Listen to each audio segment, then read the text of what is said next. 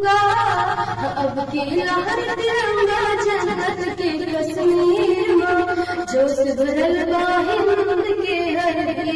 धारा 370 खत्म बा कश्मीर में जोश भरल बा हिंद के हर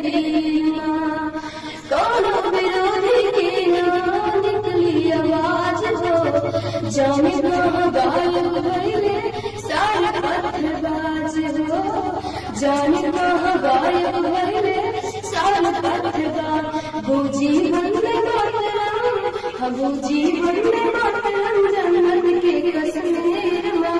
जोश भरल बा हिंद के हरदी मधारा 370 खत्म हुआ कश्मीर में जोश भरल बा हिंद के हरदी में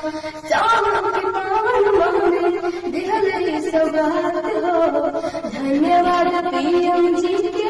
हिंद जिंदाबाद हो धन्यवाद पीएम जी के